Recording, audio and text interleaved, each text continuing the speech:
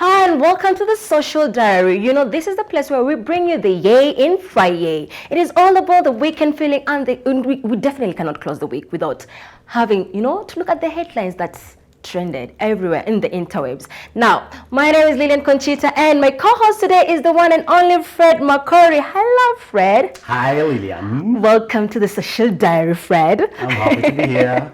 So guys, remember to catch us live on all our social media platforms at Metropole TV KE. As you do that, keep tweeting about, what's happening, and the hashtag actually is Social Diary. Now, Fred, one of my favorite headlines this week was the Twatwa Challenge. What do you think about the Twatwa Challenge? Did you see it? Yes, I took time to look at it. You took time? I took time to look at it. And I looked at it in its entirety. We took that snippet and blew it out of proportion. But yeah, it was, I think she was okay. So no, nothing serious about that. Actually, now for those who don't know, the social media was set alight this week after a video of Pastor Susan Munene of Overcome Ministry Church in Seasons at Kasarani, encouraging actually married couple to freely have sexual intercourse, went viral. Let me not say more, just in case, you didn't see it. Here it is, but I need to say this. Parental guidance is highly advised. So let's take a look. Katika doa, wacheni niwaambie ni sex. Sex, my dear. Can I tell you something? Sex, listen to this revelation. Sex is the only game that God created. All the others are man-made. Think about it. Football, I want football, rugby, netball, lakini hii ya God. Sasa game ya God inastahili kufanywa wakati wowote. Kama kuna kitu inatufanya tukue kitu kimoja na pastor, is sex. As we can have sex anywhere. Gari ni tua. Kitchen ni tua.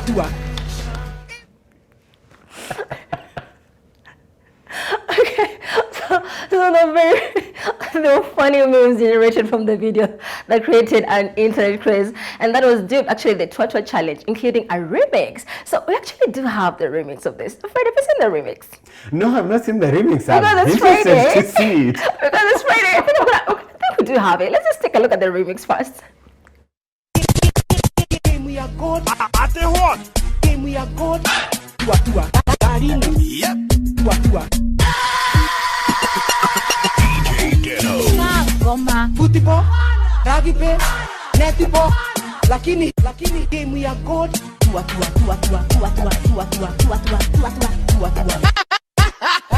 Everywhere. DJ Deno, the spin teacher. Tua. Game we are God. Game we are. Okay. Sorry. So my question is, did Pastor Susan Munene go too far in her advice, or was it the publicity stunt that she was, trying to pull for this week? But you see, what she's talking about is actually what happens, and I'm glad that she made it as in the confines of marriage, and that is the good thing. That's a plus I'd give, and these things happen. It happens. So when she talks about it, the reason why it's going so viral is because it is something that happens. It happens everywhere all the time. But yeah. Ni game ya God, Fred. Ni game ya God. So what if Ifanyike? Ni game ya God. So what if Ifanyike? Anywhere, anytime. Yeah, it's advised. Go ahead. Yes. So, the one people on Twitter had different reactions. And we have at it Agnes Kagure, who said 2 quick takes on this hashtag Twatwa Church drama. 1, the church deserves special respect, especially at the altar. 2, women more than anyone else should uphold the dignity of sex. If we take everything for a laugh, including the Twatwa Challenge, tomorrow we'll lack role models, which I don't think it's true. No, I honestly, because you see, it's God who created the Twatwa. It's God who created that. So now, when you begin to say that we should not talk about Twatwa in church, what are you talking about? We should talk about Twatwa in church more than anywhere else. But it was like she had an interview and she said that it was a marriage kind of counseling kind of space. So Pastor Susan, let's see how many the numbers at the church next this Sunday. No kwanza Tembelea Kasarani. Wewe ufike Kasa, sijaifika Kasa na wewe. Well, sitaenda but nitangojea challenge nyingine. I'm sure she's coming out with another one, a better one. Then we have at DDU 3981 94 67 saying, yani ni bibi ya pasta mnafanyia remix. And yet these are some of the things that unify us as Kenyans. We can make anything out of nothing. Hashtag Twatwa Challenge, hashtag One Kenya. And then we have Damian Kioko who said, Twatwa was all fun until PLO posted something. I know when PLO is involved, huh?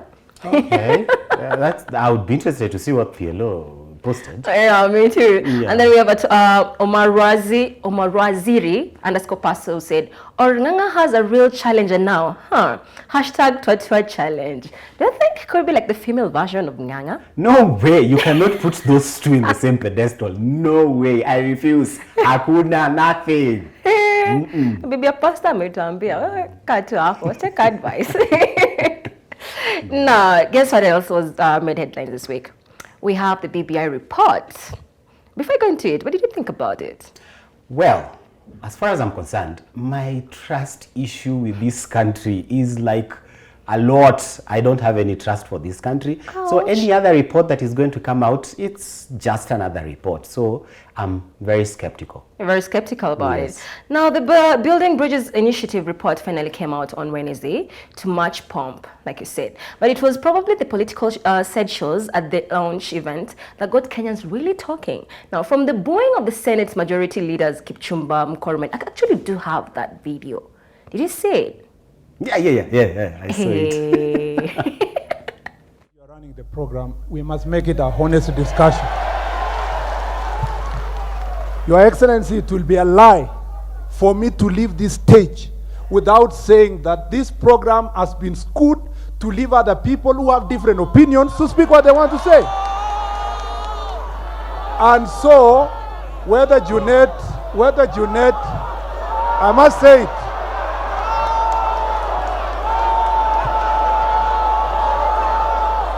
And so, Your Excellency, we must say it as it is. Oh my God, Mukormen. Just imagine just being booed. Boo. Well, it's becoming it's like Murkomen. It's not Mukormen. Hey, it's the accent. Okay. Yeah, Mukormen. I'm sorry. Mukormen. So imagine such kind, like booing. It reminds me of that time Trump was booed at, at the stadium. It's not the one. So from him to the loud yet curious body language that played out between President Uhuru Kenyatta, Deputy President William Ruto, and former Prime Minister Raila Odinga. The conversation around the BBI is still ongoing, and currently we have the hashtag BBN Nonsense. Like, yo, what are we supposed to do? Honestly, this BBI all hashtag nonsense, I think I really feel for Murkomen and respect him at the same time, because for the first time we had on that stage somebody with a dissenting opinion. Yeah. And all the people who came speaking, they were like, oh, this is a good thing, this is a good thing. And then this is one person who came up and said, I'm not going to lie to you, Mr. President. I'm telling you the truth. And even amidst the booing and all that, but he stood for what he believed in. So, heko sana Murkomen, maze penye uko, you're my guy. You got a friend in me. Yeah, you got a supporter in me. Everybody else will boo you, but me, I'm, slow clap. Do you think everyone else was trying to please, the powerful, the government officials and all that? Is that like just pleasing them? I don't think so. I mean, you see, what I believe is that program, the way Murkomen is saying, they put people who they knew. Yep. That these people, when they stand, they're going to sing the song and the tune, dance to the tune of BBI. So when he stood up and he began, airing different opinions, well, people started looking at him and thinking that, say, amekuja kutuharibia, and they're booing. Politicians are like children anyway. So all of them are children. He was not having none of it. So what about the body language of the deputy president? What did you think about that? But you see, I am not an authority in this, but you look at the president and his deputy, you could sense there's a bit of dissension between them. There's a bit of friction between them when it comes to the issues that are being addressed in the BBI. Yeah. You know, I don't think that the deputy president is fully sold out to the whole issue of the BBI. So for me, that kind of, you know, brings out the whole fact about the deputy president not being on board. He said that I am not boarding. Even the body is just saying I'm not boarding. Because they're not really like bros, you know, like you see, they made us fall in love, that want to shake hand with, you know, the president. Right now, I'm just saying the president smiling. That was all about getting your vote. I mean, if you are duped to voting for them because that, you know, we are bros, I mean, we are taking this country to another level. I know, right? Scam. Yes. Niliingia box, but hata si box, ilikuwa trapezium. Niliingizwa ndani. Uliingia ndani mpaka ukafungiwa kika tupwa. So you're not the only one who feels some type of way with this. So we have at Ben Jindolo, actually it's Benjin Ndolo, saying the narrative by Atwoli and a few fossils that without parliamentary system we will fight is a big fallacy. Impunity and theft are the cause of all the bull tea Kenyans go through on a daily basis. Hashtag BBN Nonsense.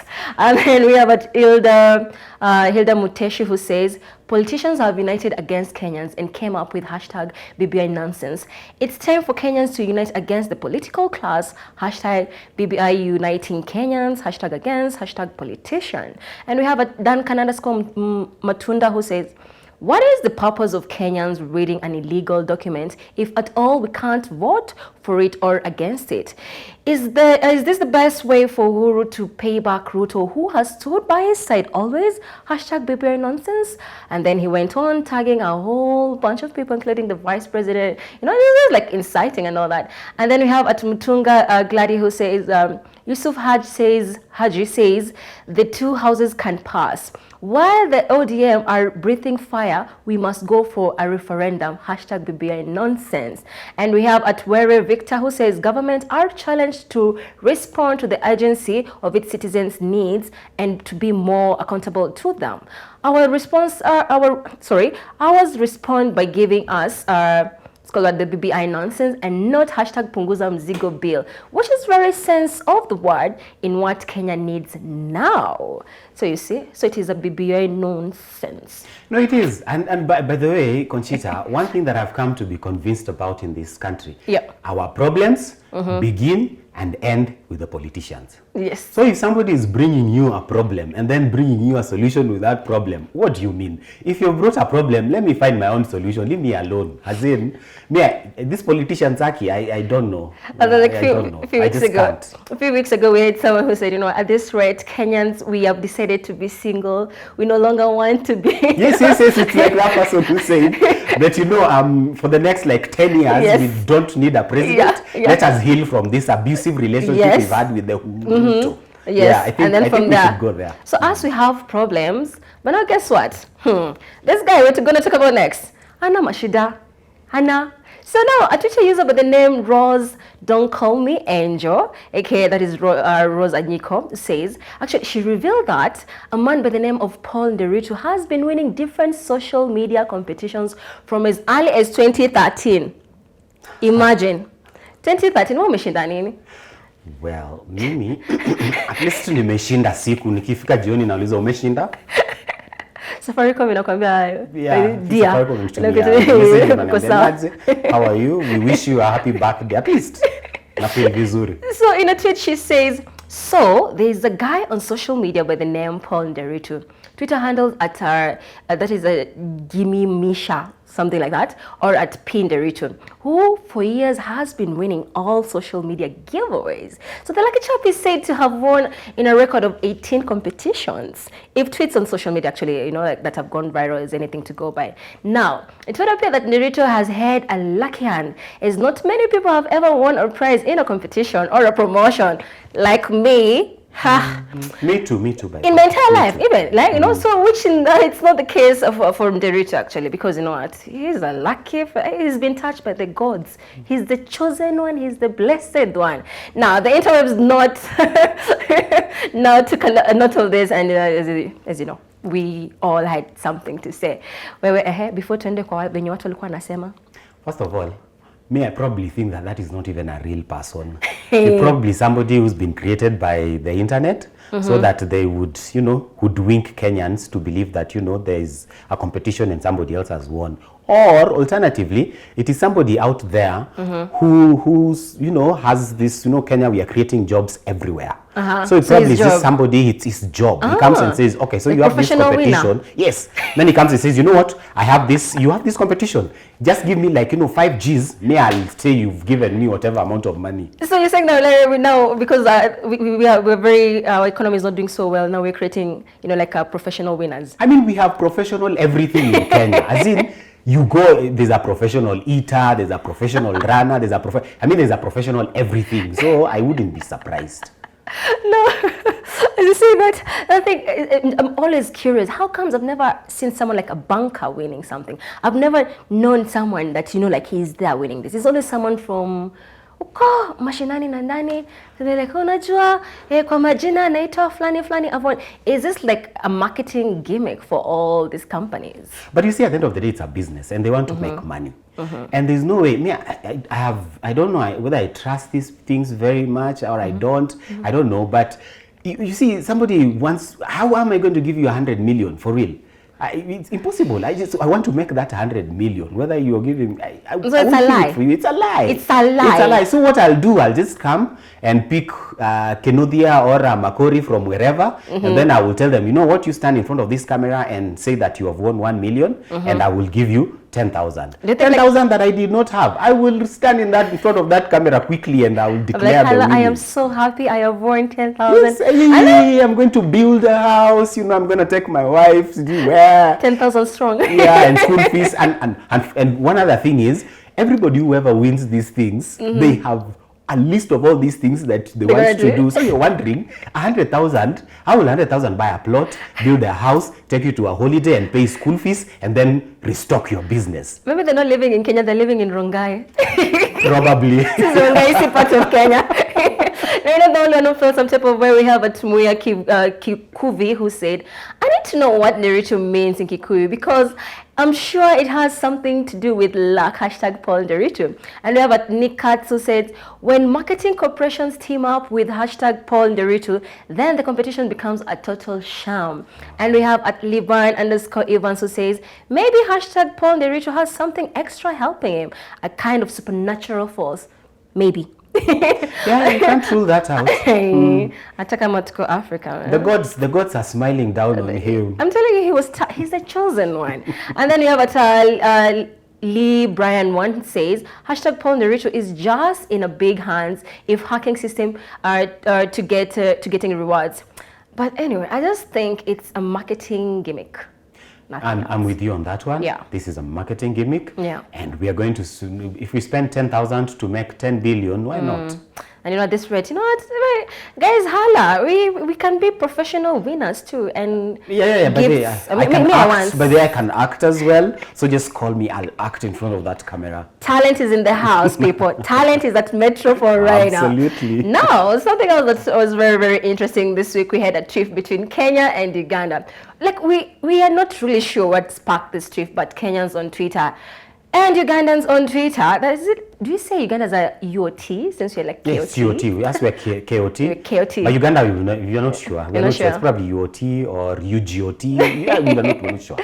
So they're going at it, like mercilessly taking shots at each other. So the tweet was so hilarious on Twitter that the comebacks were endless. So if you could just take a look at some of the memes, which I actually do love. There's just funny as hell. We have it's Kekeme who says, okay, Kenya's traffic jam versus Uganda traffic jam. Did you see that? The picture was of how Kenya is organized.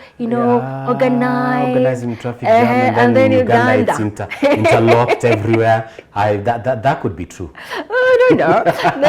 We have Masi Mwem who says, Kenyans are so lame that they can't keep a president for 3 decades. Hashtag, okay, this is hilarious. No, that is hilarious. You know what? We are so lame, man. We can't keep and that one we give up. Yeah. That one we agree. We are with you without that one. We agree to Makori. You're 10-0. Then you have Jid_Muha says Uganda Omu president in city standing in one picture. Oh my God, why do you have to call him Omu President? He's Omu President. Omu President of Uganda. of Uganda. He's Omu President of Uganda. Yes, he cannot be president. He's the father of 33 years I am telling you. in presidency. I am telling Hey, you. Chai, we will know, we Yes. do not know. Banange. Then we have a Victor Moshere who says, how has Uganda's Minister of Finance presented the budget? I don't know if we have this video, because it was really, really, hilarious. It just says like, now the economy of Uganda is like that.